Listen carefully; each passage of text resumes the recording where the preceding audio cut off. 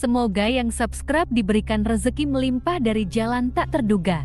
Dan yang like komen dimudahkan jalannya menuju surga di hari akhir nanti. Nabi Sulaiman alaihi salam adalah manusia terkaya sepanjang sejarah kehidupan manusia di muka bumi. Dalam beberapa kitab suci seperti Al-Quran, Alkitab, dan Injil, Nabi Sulaiman alaihi salam dijelaskan sebagai manusia terkaya yang pernah hidup di muka bumi. Tidak ada satupun manusia yang bisa mengalahkan total kekayaannya hingga hari kiamat tiba nanti. Para arkeolog telah menemukan situs peninggalan sejarah Islam yang mengungkap total kekayaan Nabi Sulaiman alaihi salam. Eres bin Yosef, profesor sekaligus peneliti, ia menyatakan bahwa 3000 tahun yang lalu Nabi Sulaiman alaihi salam diperkirakan memiliki kekayaan senilai 2,2 triliun US dollar. Apabila dikonversikan dengan nilai mata uang hari ini, dan jika dirupiahkan, nilainya setara dengan 32.891.870 triliun rupiah. Nabi Sulaiman memiliki beberapa mukjizat, di antaranya adalah dapat berbicara dengan bahasa binatang. Beliau dapat memerintah mereka untuk melakukan sesuatu. Beliau juga dapat mengendalikan besar kecilnya tekanan angin dan dapat mengatur ke arah mana angin akan berhembus. Sehingga dengan itu, Nabi Sulaiman dapat memanfaatkan angin sebagai kendaraannya dan juga kendaraan tentaranya.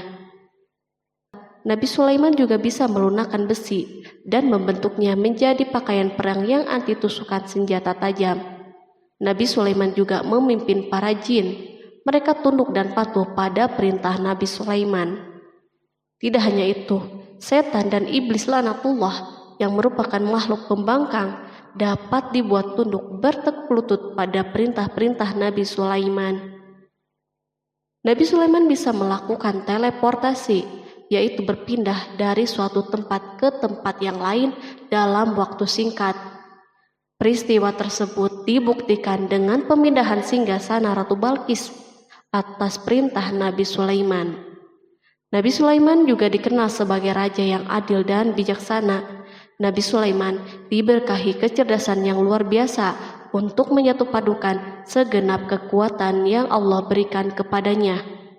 Ia mengelola dan membawa kerajaannya menjadi kekuatan raksasa yang tak terkalahkan di masanya dengan segenap kemampuan yang dimilikinya.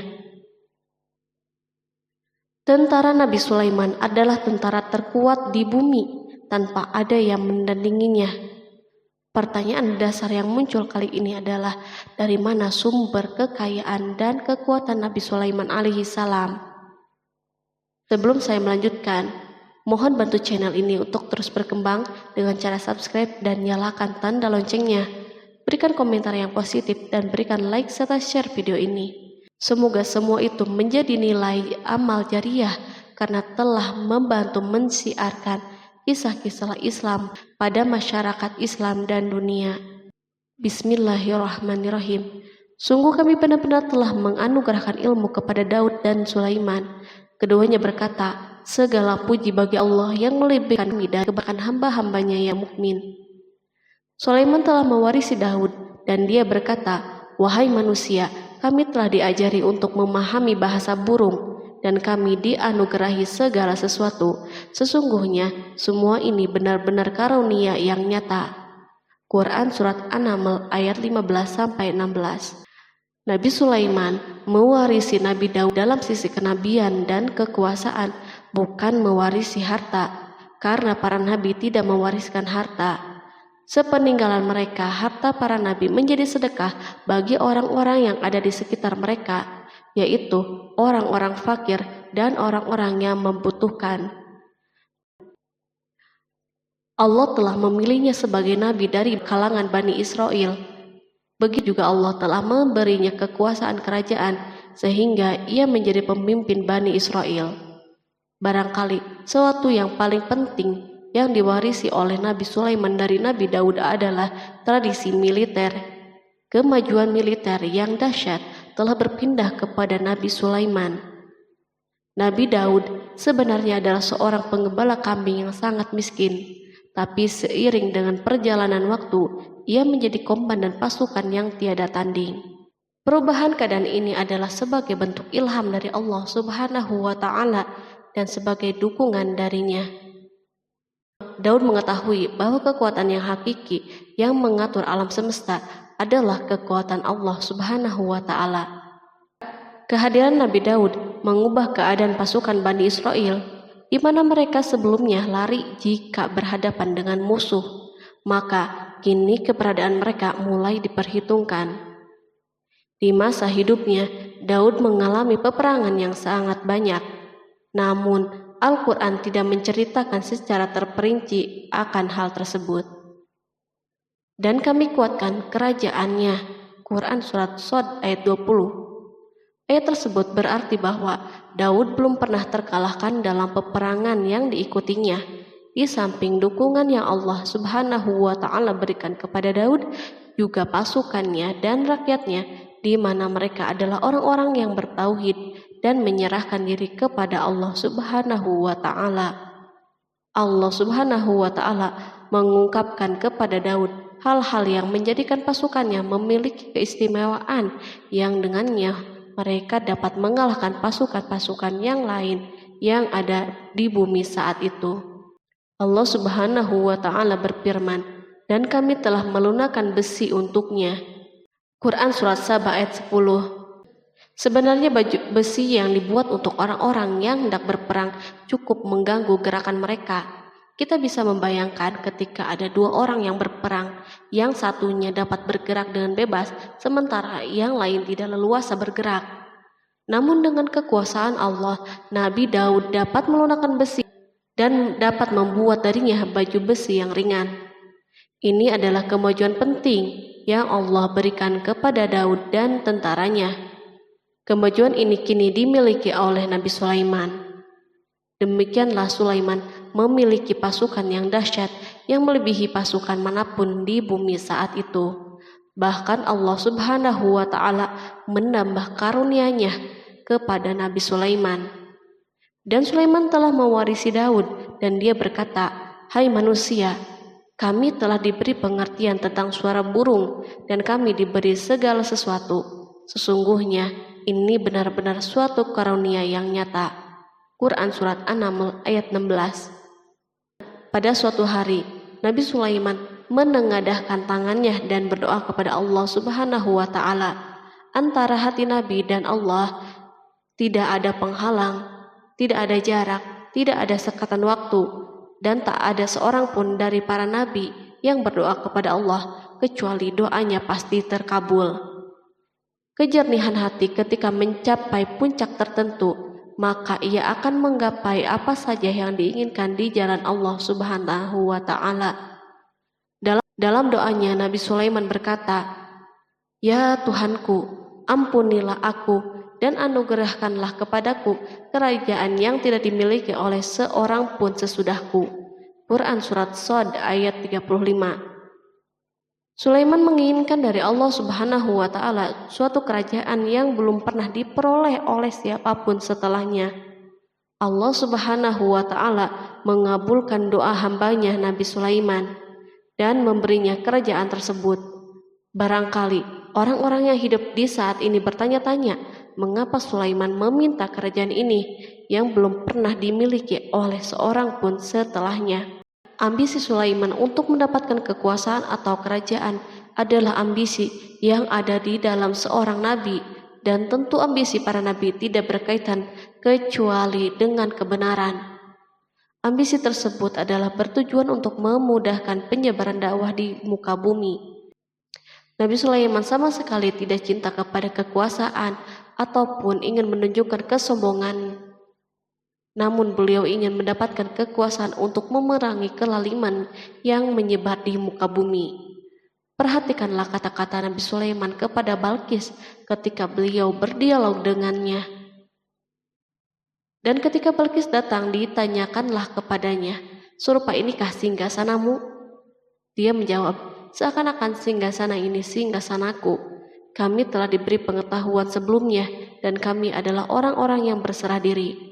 Quran Surat An-Naml ayat 42. Demikianlah kata-kata Sulaiman yang bijaksana, kata-kata yang membenarkan permintaannya untuk memiliki kekuasaan dan kekuatan.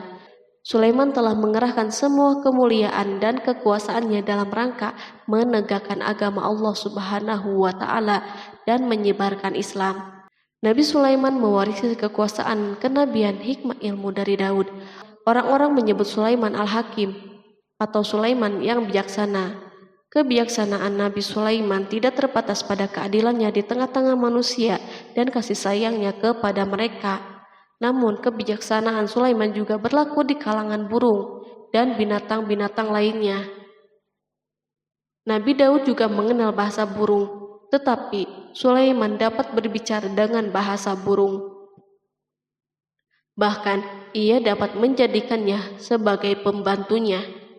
Ketika Nabi Daud bertasbih, maka gunung-gunung dan burung-burung serta binatang buas pun ikut bertasbih bersamanya. Bahkan angin pun berhenti untuk mendengar tasbih ini. Sedangkan Nabi Sulaiman, Allah Subhanahu wa Ta'ala memberinya karunia lebih dari itu, di mana binatang-binatang buas tunduk padanya, begitu juga angin dan burung. Allah Subhanahu wa Ta'ala berfirman, dan sesungguhnya kami telah memberi ilmu kepada Daud dan Sulaiman, dan keduanya mengucapkan, segala puji bagi Allah yang melebihkan kami dari kebanyakan hamba-hambanya yang beriman. Dan dia berkata, hai manusia, kami telah diberi pengertian tentang suara burung, dan kami diberi segala sesuatu. Sesungguhnya semua ini benar-benar karunia yang nyata. Quran Surat An-Naml ayat 15-16. Nabi Sulaiman mampu mendengar bisikan semut yang berbicara dengan sesama mereka. Bahkan ia mampu memerintahkan semut tersebut sehingga semut itu taat kepada perintahnya. Pasukan Nabi Sulaiman memiliki kekuatan yang sangat dahsyat di dunia. Belum pernah ada di dunia suatu pasukan yang memiliki kekuatan seperti ini. Kekuatan Nabi Sulaiman berasal dari beberapa kombinasi yang sangat mengagumkan, sehingga karenanya ia tidak dapat tertandingi. Kekuatan itu terdiri dari manusia, jin, dan burung. Kita mengetahui bahwa jin adalah makhluk Allah Subhanahu wa Ta'ala dan manusia tidak mampu untuk melihatnya atau menghadirkannya atau meminta pertolongannya. Sedangkan Sulaiman telah diberi Allah Subhanahu wa Ta'ala kemampuan untuk menundukkan jin. Bahkan ia mampu menjadikan mereka sebagai pekerja-pekerja kasar di kerajaannya saat itu, saat tidak ada peperangan. Ketika ada pasukan lain yang mencoba melawan pasukan ini, maka mustahil mereka akan merasakan kemenangan. Bahkan pasukan Sulaiman juga diperkuat oleh pasukan burung. Burung di pasukan Sulaiman memerankan tugas yang sangat penting, yaitu sebagai badan intelijen. Kita mengetahui bahwa peranan informasi saat peperangan sangatlah penting. Dari informasi tersebut, pasukan dapat mengetahui keadaan musuhnya. Demikianlah peranan burung pada pasukan Sulaiman. Ia terbang di tengah-tengah musuh, kemudian ia kembali kepada Sulaiman untuk menyampaikan berita tentang keadaan musuhnya. Di samping jin dan burung, Allah Subhanahu wa Ta'ala juga menundukkan angin untuk Sulaiman. Nabi Sulaiman dapat memerintahkan angin dan ia mampu menaiki angin bersama tentaranya. Pasukan Sulaiman juga terdiri dari pasukan udara pada saat di mana tak seorang pun memimpikan untuk terbang di udara. Barangkali mukjizat ini yang Allah Subhanahu wa Ta'ala berikan kepada Sulaiman menjadi sebab kejayaan militernya sehingga pasukannya tidak tertandingi. Allah Subhanahu wa Ta'ala berfirman, dan dihimpunkan kepada Sulaiman tentaranya dari jin, manusia, dan burung, lalu mereka diatur dengan tertib dalam barisan. Quran Surat An-Naml ayat 17. Kemudian kami tundukkan kepada angin yang berhembus dengan baik menurut kemana saja yang dikehendakinya. Dan kami tundukkan pula kepadanya setan-setan, semuanya ahli bangunan dan penyelam, dan setan yang lain yang terikat dalam belenggu. Inilah anugerah kami, maka berikanlah kepada orang lain atau tahanlah untuk dirimu sendiri dengan tiada pertanggungan jawab. dan sesungguhnya dia mempunyai kedudukan yang dekat pada sisi kami dan tempat kembali yang baik. Quran Surat Shad ayat 30-40. Di samping senjata udara yang Allah Subhanahu wa Ta'ala berikan kepada Sulaiman, Allah Subhanahu wa Ta'ala juga memberikan kemampuan yang tak seorang pun dari para nabi mendapatkannya, yaitu kemampuan untuk memerintah setan. Setan adalah salah satu bagian dari jin. Ia adalah kelompok yang celaka dari bangsa jin. Kelompok ini sebenarnya tidak mampu dikuasai oleh manusia. Bahkan jin soleh pun tidak dapat mengatur mereka. Adapun Sulaiman, Allah Subhanahu wa Ta'ala memberinya kekuasaan untuk menundukkan setan dan mempekerjakannya, bahkan mengikatnya dengan rantai serta menghukumnya jika menentang perintahnya. Setan membangun untuk Sulaiman istana dan patung-patung dan alat-alat perang.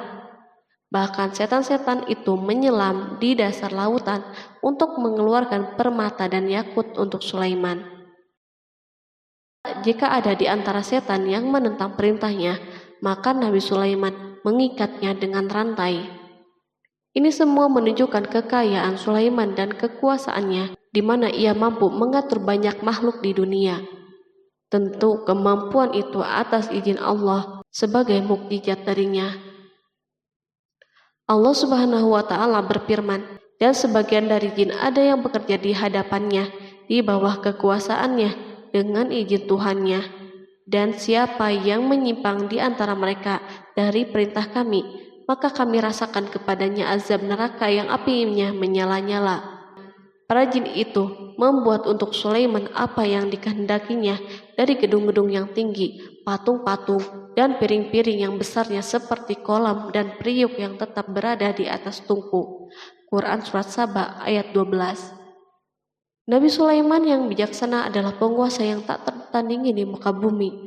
Meskipun memperoleh nikmat yang khusus dan agung ini yang Allah Subhanahu wa Ta'ala berikan kepada Nabi Sulaiman, beliau tetap menunjukkan sebagai manusia yang paling banyak berzikir kepadanya dan manusia yang paling banyak bersyukur di zamannya.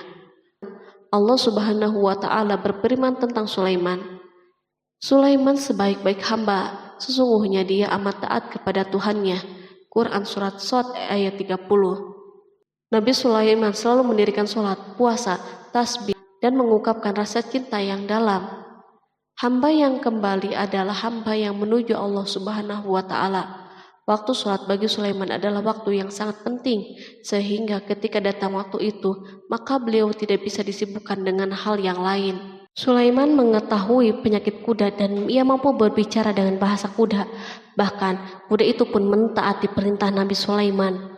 Allah Subhanahu wa Ta'ala juga memberikan kenikmatan lain atas Sulaiman. Allah Subhanahu wa Ta'ala berfirman, dan kami alirkan cairan tembaga baginya. Quran Surat Saba ayat 12. Al-Kihtir adalah tembaga yang dicairkan. Sebagaimana Allah Subhanahu wa Ta'ala memberikan nikmat atas ayahnya Daud di mana ia mampu melunakkan besi, dan Allah Subhanahu wa Ta'ala mengajarinya bagaimana cara mencairkannya, maka Sulaiman pun memanfaatkan tembaga yang cair untuk peperangan dan di saat perdamaian. Pada saat peperangan, beliau mencampur tembaga dengan besi dan membuat darinya perunggu. Mereka menggunakan senjata-senjata perunggu dalam peperangan seperti pedang, baju besi, dan pisau. Senjata-senjata ini adalah senjata yang paling kuat di saat itu. Sedangkan di saat perdamaian, tembaga digunakan untuk membuat bangunan, patung, dan sebagainya. Meskipun Nabi Sulaiman mendapatkan nikmat yang besar dan karunia yang khusus, Allah Subhanahu wa Ta'ala mengujinya dengan suatu ujian yang akan selalu datang pada seorang hamba. Ketika hamba itu mendapatkan kedudukan yang besar, maka ujiannya pun menjadi besar. Allah Subhanahu wa Ta'ala menguji Sulaiman dengan penyakit. Allah Subhanahu wa Ta'ala berfirman, dan sesungguhnya kami telah menguji Sulaiman dan kami jadikan dia tergeletak di atas kursinya sebagai tubuh yang lemah karena sakit. Kemudian ia bertaubat. Ia berkata, Ya Tuhanku, ampunilah aku, anugerahkanlah kerajaan yang tidak dimiliki oleh seorang pun sesudahku. Sesungguhnya Engkaulah yang Maha Pemberi. Kemudian kami tundukkan kepadanya angin yang berhembus dengan baik menurut kemana saja yang ia kehendaki. Dan kami tundukkan pula kepadanya setan-setan, semuanya ahli bangunan dan penyelam. Quran Surat Shod ayat 34-37. Sulaiman diuji dengan penyakit yang sangat keras, di mana Toran saat itu tidak mampu mengatasinya. Sakitnya Sulaiman sangat keras, sehingga para dokter dari kalangan manusia dan jin tidak mampu menghilangkan penyakitnya. Lalu burung-burung menghadirkan rumput-rumput yang dianggapnya sebagai obat, tetapi Sulaiman pun belum juga sembuh.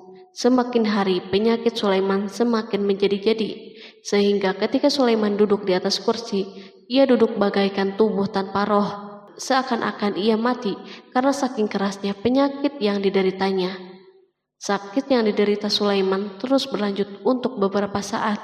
Namun Sulaiman tidak henti-hentinya berzikir kepada Allah Subhanahu wa Ta'ala dan meminta kesembuhan kepadanya, serta beristighfar kepadanya, serta mengungkapkan rasa cintanya kepada Allah Subhanahu wa Ta'ala.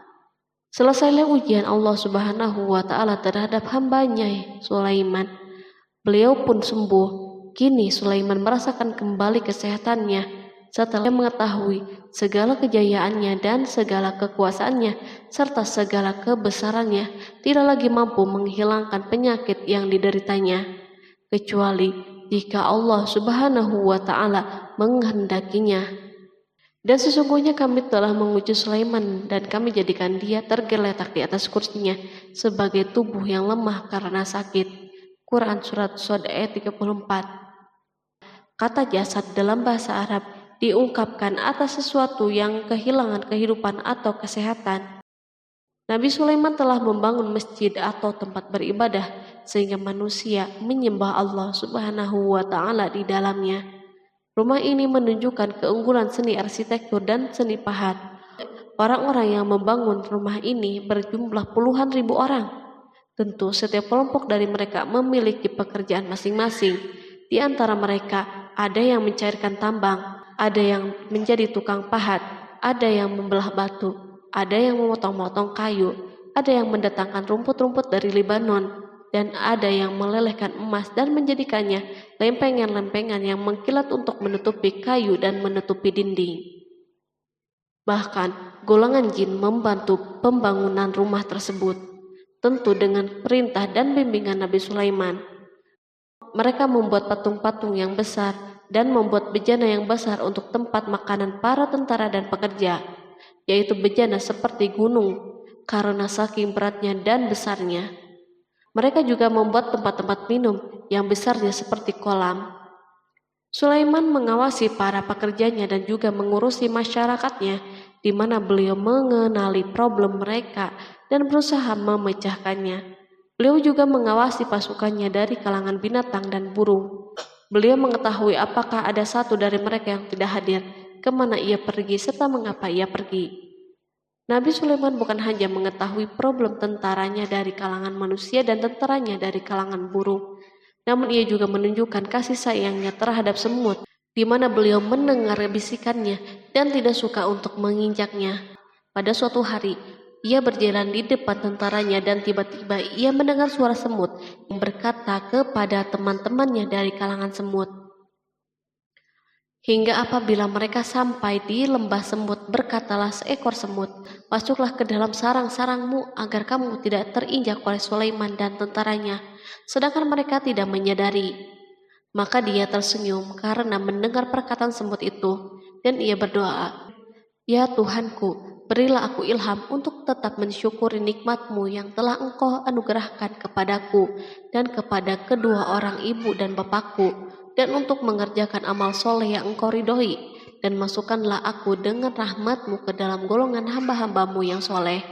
Quran Surat An-Naml ayat 18-19. Sulaiman mendengarkan pembicaraan semut itu, lalu beliau tersenyum karena mendengar pembicaraannya. Apa yang dibayangkan oleh semut kecil itu? Meskipun Sulaiman mendapatkan kekuasaan dan memiliki tentara yang besar, namun beliau menunjukkan kasih sayang terhadap semut. Beliau mendengar bisikannya dan melihat semut yang ada di depannya. Oleh karena itu, tidak mungkin baginya untuk menginjaknya. Sulaiman bersyukur kepada Allah Subhanahu wa Ta'ala yang telah memberinya nikmat, yaitu nikmat rahmat dan nikmat kasih sayang. Di samping itu, Sulaiman orang yang paling kaya di dunia, di mana istananya terbuat dari kayu-kayu gaharu yang memiliki bau yang harum, dan istananya terbuat dari emas dan terkadang dari kristal. Beliau juga memiliki kursi besar yang dibuat dari emas dan permata. Istana Sulaiman merupakan istana yang paling besar di dunia. Sulaiman menggunakan pakaian dari emas dan permata. Meskipun demikian, Sulaiman tetap menunjukkan sebagai hamba yang berserah diri dan rendah diri kepada Allah Subhanahu wa Ta'ala dan kepada manusia. Nabi Sulaiman yang merendahkan dirinya di hadapan Allah, dan ia selalu sujud kepada Allah sebagaimana ayahnya yang selalu bertasbih kepada Allah. Sulaiman selalu melantunkan lagu-lagu cinta ilahi dan hanya memuji Allah Subhanahu wa Ta'ala. Pada suatu hari, Nabi Sulaiman mengeluarkan perintahnya kepada pasukan untuk bersiap-siap. Sulaiman keluar memeriksa pasukannya satu demi satu. Pasukannya diteliti. Kelompok yang pertama adalah kelompok manusia. Sulaiman memerintahkan kesiapan mereka, lalu Sulaiman mengeluarkan perintah-perintahnya. Kemudian Sulaiman memerintah kelompok jin dan menyampaikan perintah-perintahnya. Beliau memenjarakan jin yang tampak bermalas-malasan saat bekerja. Lalu ia memeriksa binatang dan berkata pada mereka, apakah mereka sudah makan dengan baik dan tidur dengan nyenyak? Apakah ada yang mengadu kepadanya, misal karena penyediaan makanan yang tidak layak? Apakah di sana ada yang sakit dan sebagainya? Ketika Sulaiman merasa puas dengan semuanya, Sulaiman memasuki tenda tempat berkumpulnya burung. Belum lama, Sulaiman memasuki tenda tersebut dan mengamati keadaan di sekitarnya, sehingga ia mengetahui burung yang tidak hadir yaitu hudhud. Dan dia memeriksa burung-burung lalu berkata, mengapa aku lihat hudhud? Quran Surat An-Naml ayat 20. Burung-burung yang lain tampak terdiam sebagai tanda penghormatan dan akan mendengarkan apa yang akan dikatakan pemimpin mereka Sulaiman. Beliau mengarahkan pandangannya kepada semua burung dan tidak menemukan hudhud di antara mereka. Tak seekor burung pun yang mengetahui keberadaannya. Sulaiman mulai menampakkan kemarahannya. Apakah dia termasuk yang tidak hadir? Quran Surat An-Naml ayat 20. Tiba-tiba seekor burung kecil memberanikan diri untuk berkata kepada Sulaiman, wahai Nabi yang mulia, seharusnya hudhud ada bersamaku kemarin untuk melaksanakan tugas penyelidikan. Ia adalah pemimpin misi itu, namun hudhud belum datang. Oleh karena itu, aku tidak pergi bersamanya. Burung itu tampak gemetar ketakutan. Sulaiman mengetahui bahwa hudhud tidak hadir dan tak seorang pun mengetahui kepergiannya. Hudhud pergi tanpa terlebih dahulu meminta izin kepada Sulaiman dan tidak memberitahu di mana keberadaannya. Dalam keadaan marah, Sulaiman berkata, sesungguhnya aku benar-benar akan mengazabnya dengan azab yang keras atau benar-benar menyembelihnya, kecuali ia benar-benar datang kepadaku dengan alasan yang jelas. Quran Surat An-Naml ayat 21. Kawanan burung mengetahui bahwa Sulaiman sedang marah dan telah menetapkan untuk menyembelihnya atau justru memaafkannya dengan syarat ia datang dengan membawa alasan yang dapat menyelamatkannya. Atau dengan kata lain, hudhud dapat memastikan bahwa ia melaksanakan tugas yang penting. Sulaiman menunjukkan kemarahan yang besar sehingga siapapun akan merasa takut ketika melihat Sulaiman marah. Meskipun beliau terkenal dengan kasih sayangnya, namun kemarahannya karena membela kebenaran. Kemudian beliau dapat melaksanakan ancamannya dengan cara yang mudah. Seekor burung tampak gemetar ketakutan melihat kemarahan Sulaiman. Lalu beliau mengeluarkan tangannya ke burung itu dan memegang-megang kepalanya, sehingga burung itu pun merasa tenang dan rasa takutnya hilang. Sulaiman pergi dari tenda burung itu dan menuju istananya. Sulaiman masih memikirkan keadaan hudhud. Seharusnya hudhud menjadi bagian penting dari badan intelijen. Apakah ia pergi untuk menyingkap sesuatu, atau apakah ia pergi hanya untuk bermain-main? Sulaiman telah memperhatikan dan mengetahui bahwa Hudhud adalah seekor burung yang cerdik dan juga fasih berbicara. Terkadang Sulaiman mendapati Hudhud sedang bermain-main dan menunda pekerjaannya. Sulaiman melihatnya dan Hudhud memahami bahwa ini tidak benar, sebab ia tidak boleh mencampur adukan antara waktu serius dan waktu bermain. Akhirnya, tidak lama setelah kepergiannya, Hudhud tiba di tenda burung. Burung-burung yang lain berkata kepadanya, "Pergilah engkau ke tempat tuan kita Sulaiman. Jika ia mengetahui bahwa engkau telah sampai, maka jiwamu benar-benar terancam." Hudhud terbang dan menemui Sulaiman. Pada waktu itu, Sulaiman sedang berdiri dan telah menetapkan untuk memulai pembicaraan dengan. Pada waktu itu, beliau sedang duduk sambil makan. Hudhud berdiri dan telah menetapkan untuk memulai pembicaraan dengan Sulaiman sebelum beliau bertanya kepadanya kemana ia pergi. Ini sebagai bukti bahwa ia melaksanakan tugas penting.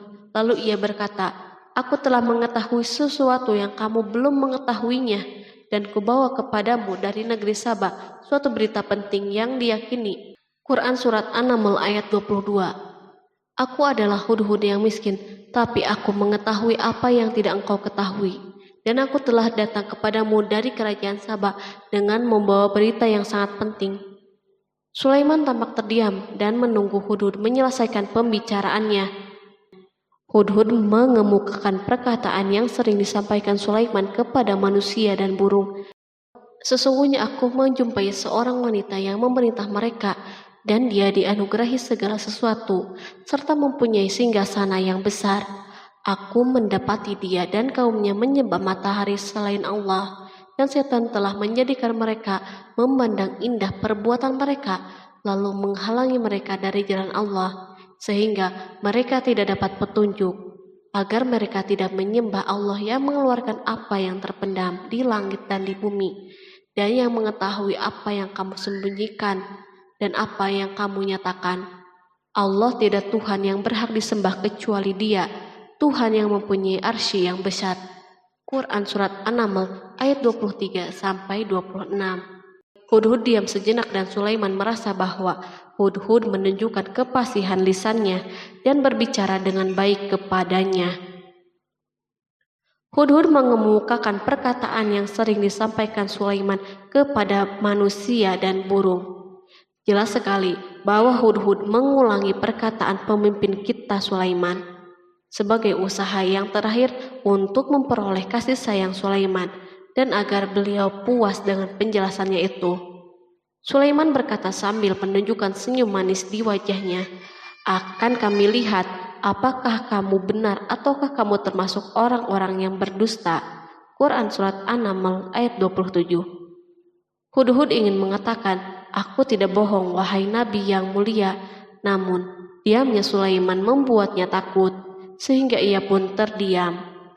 Sulaiman terdiam karena berpikir, lalu memutuskan sesuatu. Setelah itu, beliau mengangkat kepalanya dan meminta secari kertas dan pena. Sulaiman segera menulis surat singkat dan menyerahkannya kepada Hudhud serta memerintahkannya, "Pergilah dengan membawa suratku ini, lalu jatuhkanlah kepada mereka. Kemudian berpalinglah dari mereka, lalu perhatikanlah apa yang mereka bicarakan." Quran Surat An-Naml ayat 28. Al-Quran langsung menyebut keadaan kerajaan Balqis yang saat itu sedang membaca surat tersebut di depan para pembesar kerajaannya dan para menterinya.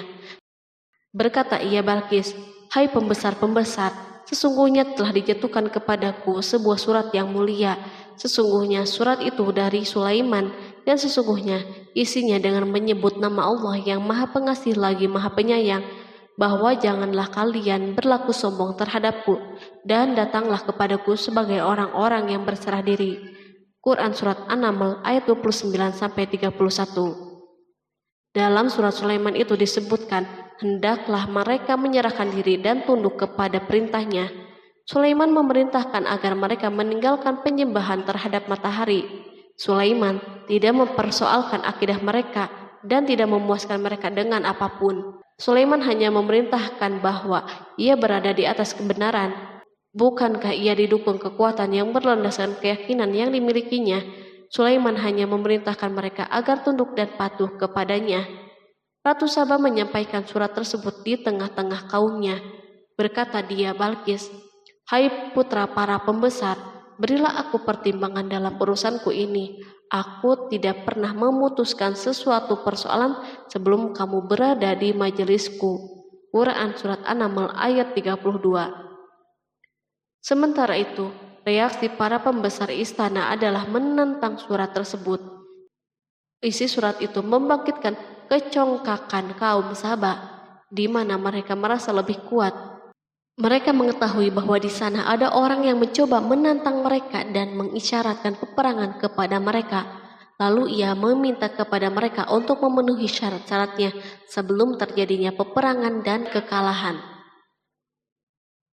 Mereka menjawab, "Kita adalah orang-orang yang memiliki kekuatan dan juga memiliki keberanian yang sangat dalam peperangan, dan keputusan berada di tanganmu. Maka pertimbangkanlah apa yang akan kamu perintahkan." Quran Surat An-Naml ayat 33. Para pembesar kaumnya ingin berkata, "Kita siap untuk melaksanakan peperangan." Tampaknya ratu memiliki kebijakan yang lebih baik daripada pembesar kaumnya. Surat Sulaiman itu membuatnya berpikir lebih jernih dan hati-hati.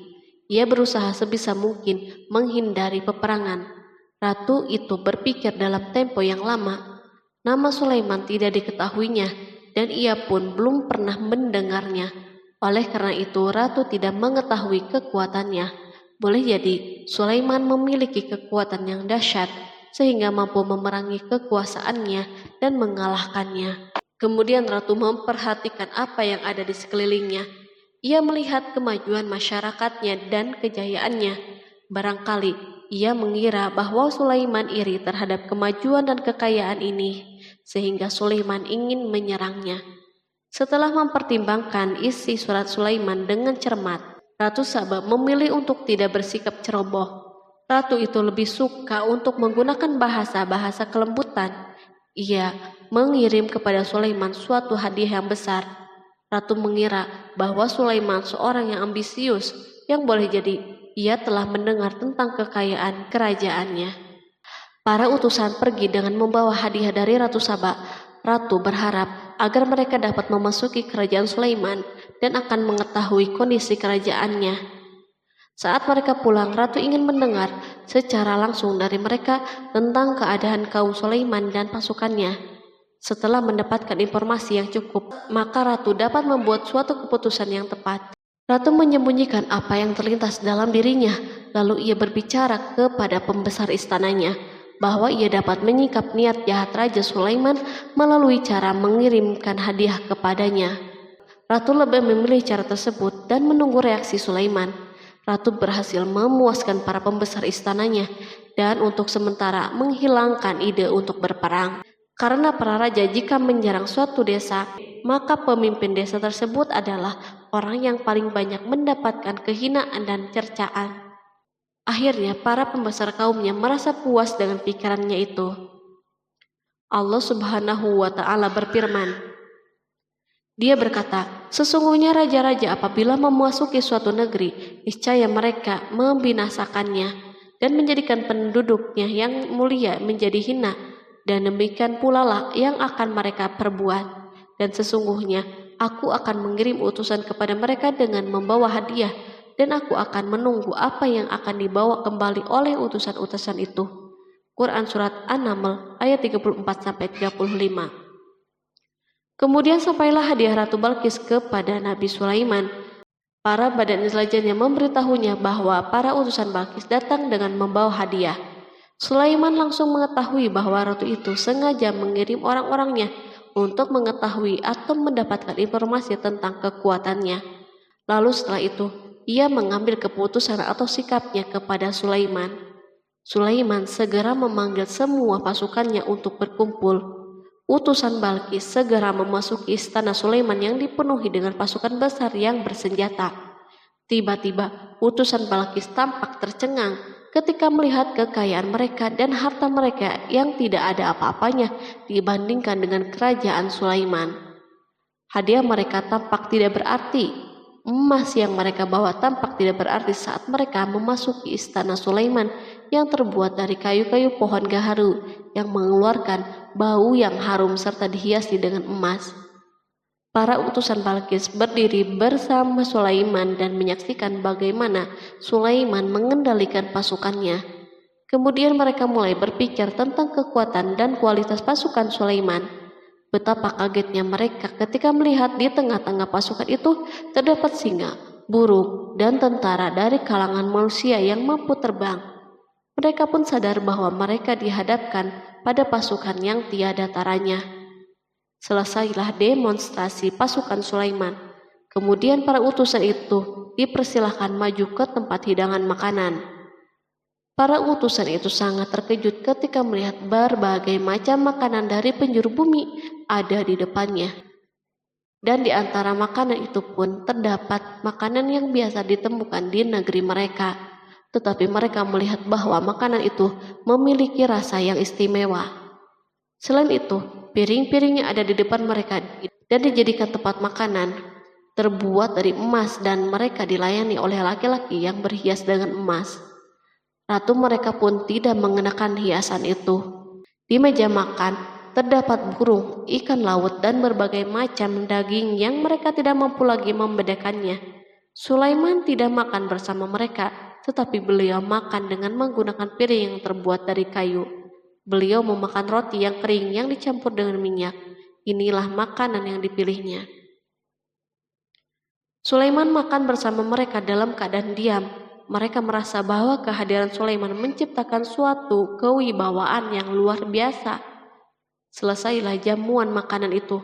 Lalu dengan sangat malu mereka menyerahkan hadiah Ratu Balkis kepada Sulaiman.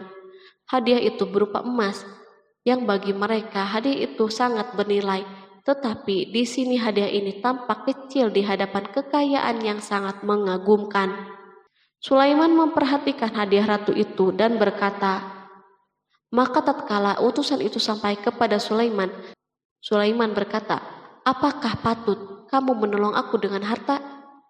Maka apa yang diberikan Allah kepadaku lebih baik daripada apa yang diberikannya kepadamu. Tetapi kamu merasa bangga dengan hadiahmu. Quran Surat An-Naml ayat 36. Raja Sulaiman menyingkap dengan kata-katanya yang singkat itu penolakannya terhadap hadiah mereka. Ia memberitahu utusan itu bahwa ia tidak menerima hadiah tersebut. Ia tidak merasa puas dengan hadiah itu. Yang membuatnya puas hanya, janganlah kalian berlaku sombong terhadapku dan datanglah kepadaku sebagai orang-orang yang berserah diri. Lalu Sulaiman kembali berkata dengan pelan, kembalilah kepada mereka. Sesungguhnya kami akan mendatangi mereka dengan bala tentara yang mereka tidak kuasa melawannya. Dan pasti kami akan mengusir mereka dari negeri itu Saba dengan terhina dan mereka menjadi tawanan-tawanan yang hina. Quran Surat An-Naml ayat 37. Sulaiman meninggalkan para utusan ratu itu setelah terlebih dahulu mengancam mereka. Para utusan itu mengharap agar Sulaiman mau menunggu kunjungan dari Ratu Balkis yang akan membawa misi perdamaian. Akhirnya sampailah para utusan Balkis ke negeri Saba. Mereka segera menuju istana ratu. Mereka memberitahu bahwa negeri mereka ada di ujung tanduk. Mereka menceritakan kepada ratu kekuatan Sulaiman dan tidak mungkin bagi mereka mampu melawannya. Mereka meyakinkan Balkis bahwa ia harus mengunjunginya dan melihat sendiri. Kemudian ratu menyiapkan dirinya untuk pergi menuju kerajaan Sulaiman. Sulaiman duduk di kursi kerajaan di tengah-tengah para pembesarnya dan para menterinya, serta para komandan pasukan. Sulaiman mengetahui bahwa Balkis menuju tempatnya. Balkis dikelilingi rasa takut. Sulaiman berpikir sejenak tentang bagaimana matahari disembah. Ia memikirkan bagaimana informasi yang diterima badan intelijennya tentang kemajuan kerajaan Balkis dalam bidang kesenian dan ilmu pengetahuan. Sulaiman bertanya kepada dirinya sendiri, apakah kemajuan menjadi penghalang untuk mengetahui kebenaran? Apakah ratu itu gembira dengan kekuatan yang dicapainya? Dan ia membayangkan bahwa kekuatan adalah segalanya. Dengan kemajuan yang dimilikinya, Sulaiman ingin membuat kejutan agar ratu mengetahui bahwa Islam yang diyakini oleh Sulaiman adalah satu-satunya yang mampu mendatangkan kemajuan dan kekuatan yang hakiki. sehingga ia dapat membandingkan antara keyakinannya dalam menyembah matahari beserta kemajuan yang dicapainya dan keyakinan Sulaiman juga beserta kemajuan yang diraihnya. Para intelijen Sulaiman telah memberitahunya bahwa hal yang sangat disegani dan dikagumi oleh kaum Balkis adalah singgasana Ratu Balkis. Singgasana itu terbuat dari emas dan batu mulia. Singgasana tersebut dijaga oleh para penjaga yang sangat disiplin, di mana mereka tidak pernah lalai sedikit pun. Oleh karena itu, sangat tepat bila Sulaiman menghadirkan singgasananya di sini, di kerajaannya, sehingga ketika ratu tiba, maka ia dapat duduk di atasnya. Sulaiman ingin membuat kejutan kepadanya dan menunjukkan bahwa kemampuannya tersebut yang berlandaskan pada keislamannya. Sulaiman melakukan yang demikian itu dengan harapan agar si ratu tunduk kepadanya. Ide ini terlintas dalam diri Sulaiman, lalu ia mengangkat kepalanya dan menoleh kepada anak buahnya.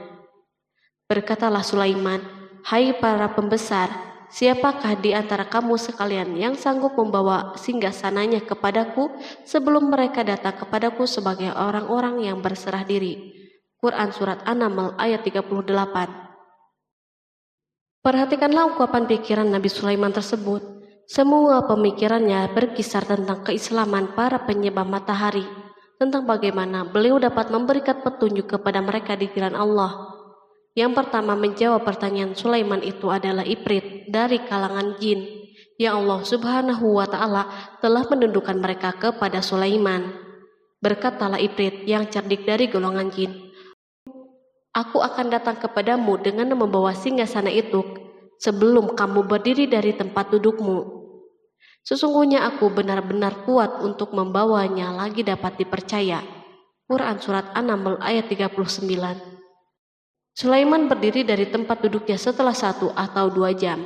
Namun jin itu berjanji kepadanya untuk menghadirkan singgasana Balkis sebelum itu. Istana Sulaiman berada di Palestina, sedangkan istana Balkis terletak di Yaman. Jarak antara singgasana tersebut dan singgasana Sulaiman lebih dari ribuan mil. Barangkali pesawat yang cepat sekalipun yang kita kenal hari ini tidak akan mampu membawa dan mendatangkan istana itu dalam waktu 1 jam. Tetapi masalahnya di sini berhubung dengan kekuatan jin yang misterius. Sulaiman tidak mengomentari sedikit pun terhadap apa yang dikatakan oleh Ifrit dari kalangan jin. Tampak ia menunggu tanggapan lain yang mampu menghadirkan singgasana Balkis yang lebih cepat dari itu. Sulaiman menoleh kepada seorang yang di sana yang duduk di atas naungan. Berkatalah seseorang yang mempunyai ilmu dari Alkitab, "Aku akan membawa singgasana itu kepadamu sebelum matamu berkedip."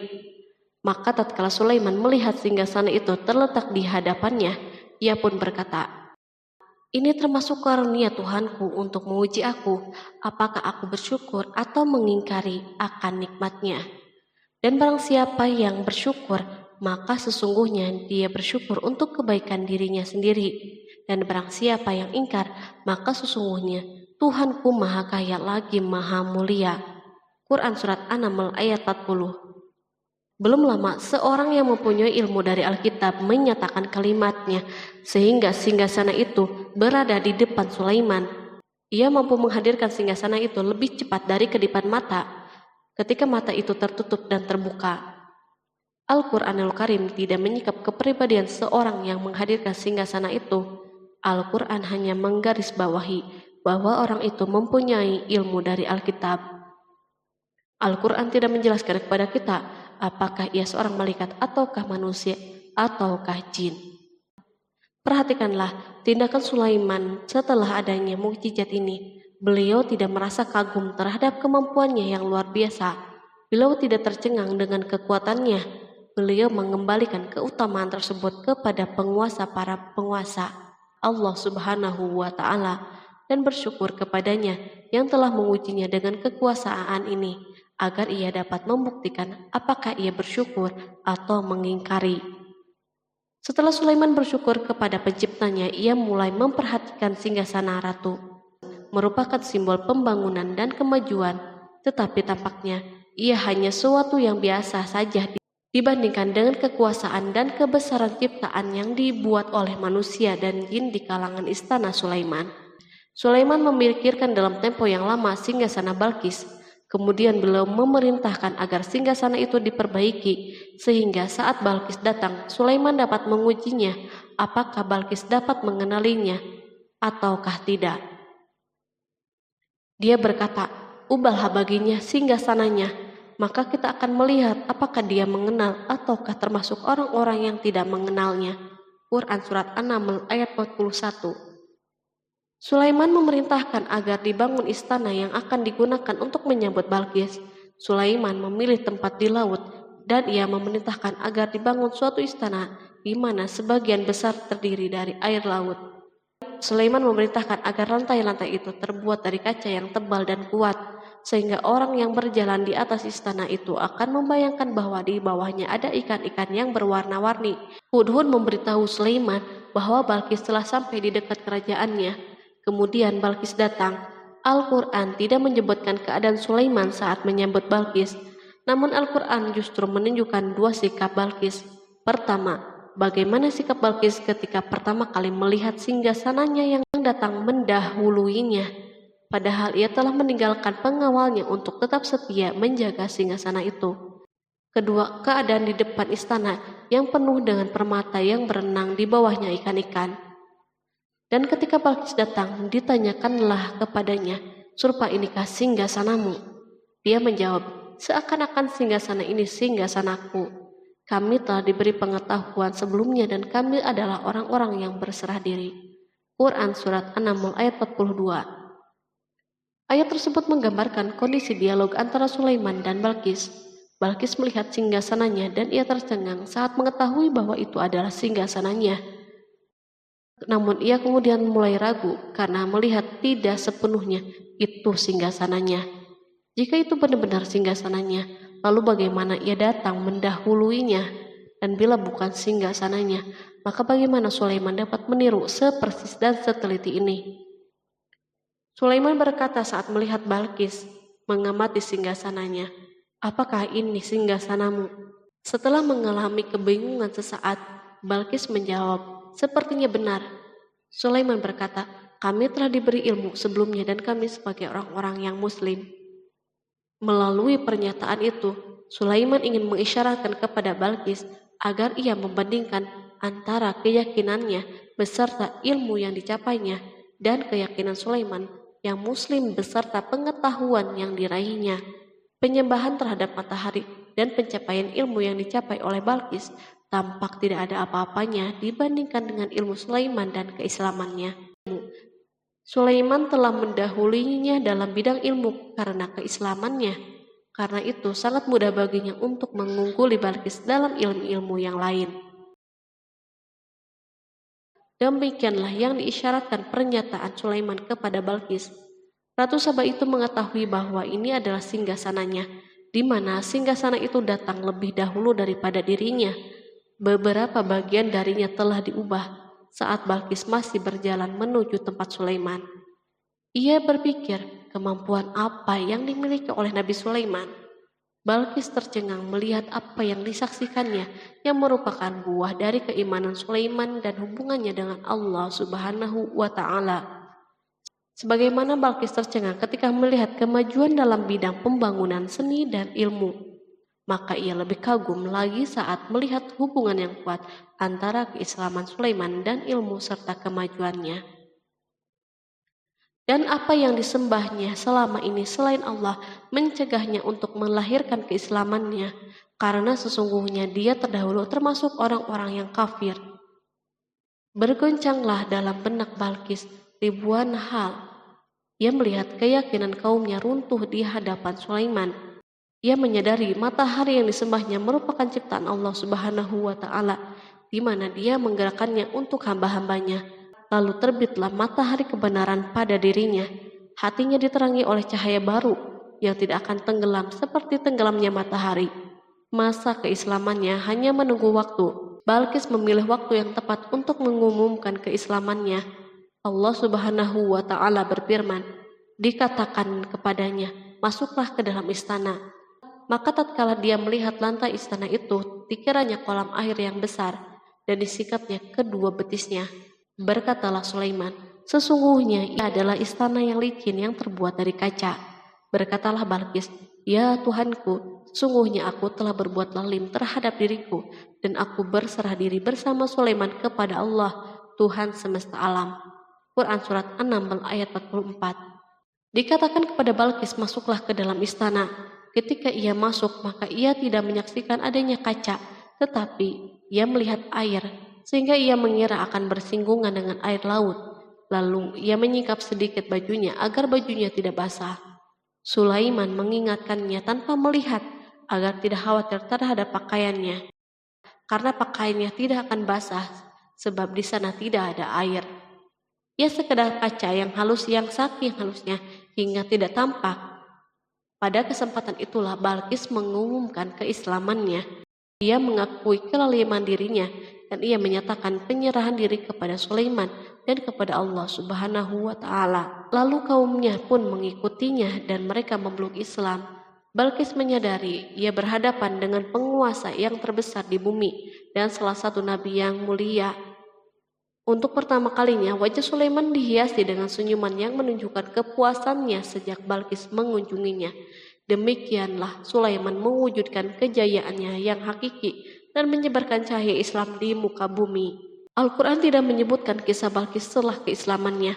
Para ahli tafsir mengatakan bahwa ia menikah dengan Sulaiman. Selain itu, ada yang mengatakan bahwa ia menikah dengan salah satu orang dekat Sulaiman. Ada juga yang mengatakan bahwa sebagian Raja Habasyah adalah keturunan dari buah perkawinan ini. Sulaiman hidup di tengah-tengah kejayaan dan kemuliaan di muka bumi. Kemudian Allah Subhanahu wa Ta'ala menetapkan kematian baginya. Sebagaimana kehidupan Sulaiman yang berada di puncak kemuliaan dan kejayaan yang penuh dengan keajaiban yang luar biasa, maka kematiannya pun merupakan tanda-tanda kebesaran Allah Subhanahu wa Ta'ala yang penuh dengan keajaiban. Demikianlah bahwa kematiannya sesuai dengan kehidupannya, sesuai dengan kejayaannya. Allah Subhanahu wa Ta'ala berfirman tentang kematian Sulaiman. Maka tatkala kami telah menetapkan kematian Sulaiman, tidak ada yang menunjukkan kepada mereka kematiannya itu kecuali rayap yang memakan tongkatnya. Maka tatkala ia telah tersungkur, tahulah jin bahwa kalau sekiranya mereka mengetahui yang gaib, tentulah mereka tidak akan tetap dalam siksa yang menghinakan. Quran Surat Saba ayat 14. Kemampuan Nabi Sulaiman untuk menundukkan jin dan mempekerjakan mereka serta hubungan mereka dengannya, semua ini menimbulkan fitnah di tengah-tengah manusia dalam hal tertentu. Dan kematian Sulaiman merupakan batasan atau jawaban terhadap fitnah ini.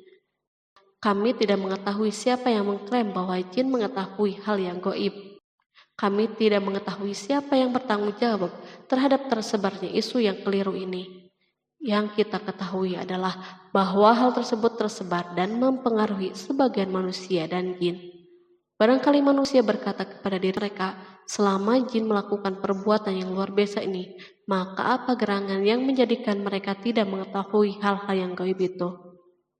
Manusia lupa bahwa kunci kegaiban berada di tangan Allah Subhanahu wa Ta'ala. Masalah ilmu gaib tidak akan mampu dikuasai oleh jin, manusia, ataupun para nabi dan semua makhluk. Hanya Dia yang mengetahuinya. Allah Subhanahu wa Ta'ala merencanakan bahwa kematian Sulaiman pun bertujuan untuk menghancurkan pemikiran ini, yaitu pemikiran bahwa jin mengetahui hal yang gaib. Jin bekerja untuk Nabi Sulaiman selama beliau hidup, dan tatkala beliau meninggal, maka tugas mereka menjadi bebas. Nabi Sulaiman meninggal tanpa diketahui oleh jin, sehingga mereka tetap bekerja untuknya. Mereka tetap kepada Sulaiman. Seandainya mereka mengetahui hal yang gaib, niscaya mereka tidak akan meneruskan pekerjaan mereka. Pada suatu hari Sulaiman memasuki mihrabnya untuk itikaf, ibadah dan sholat. Tak seorang pun berani mengganggu khalwat di mihrabnya. Mihrab Sulaiman terletak di puncak gunung dan dindingnya terbuat dari permata. Pada suatu hari, Sulaiman duduk bersandar pada tongkatnya dan ia tampak tenggelam dalam tafakur. Beliau berzikir kepada Allah hingga rasa kantuk menguasainya. Lalu setelah itu malaikat maut menemuinya di mihrabnya. Sulaiman pun meninggal. Beliau bersandar kepada tongkatnya. Jin melihatnya dan mengira bahwa beliau sedang sholat. sehingga mereka pun tetap melanjutkan pekerjaannya.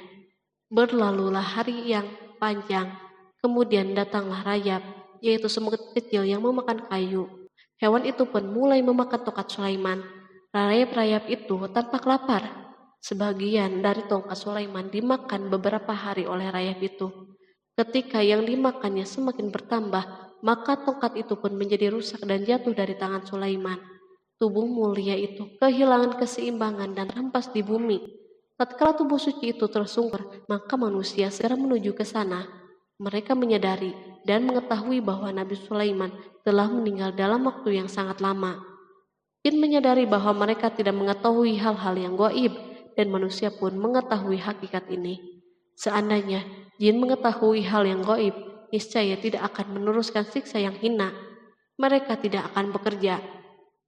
Demikianlah Nabi Sulaiman meninggal dalam keadaan duduk dan sholat di mihrabnya. Lalu berita itu tersebar bagaikan api di bumi. Manusia, burung dan binatang buas mengantarkan jenazah Nabi Sulaiman. Sekawanan burung tampak sedih dan menangis. Semua makhluk bersedih. Akhirnya, tak seorang pun mengetahui bahasa burung di bumi. Meninggallah seorang yang memahami pembicaraan burung. Burung-burung itu berkata, "Betapa beratnya kehidupan di tengah-tengah orang yang tidak mengetahui pembicaraan kita." Terdapat sejumlah versi perihal riwayat tentang kisah wafat Nabi Sulaiman alaihi salam. Salah satunya hadis yang diriwayatkan oleh Al-Hafiz Ibnu Asakir dalam tafsir Ibnu Katsir. Hadis ini disebut mendekati kebenaran kisah wafatnya Nabi Sulaiman. Seperti yang dikutip dari buku Kisah Para Nabi oleh Imam Ibnu Katsir. Menurutnya, Nabi Sulaiman alaihissalam meninggal dalam keadaan berdiri. Berdirinya beliau ini adalah sedang melakukan sholat dan bersandar pada tongkatnya. Diketahui Nabi Sulaiman dikenal terbiasa menyendiri di dalam Masjid Baitul Maqdis.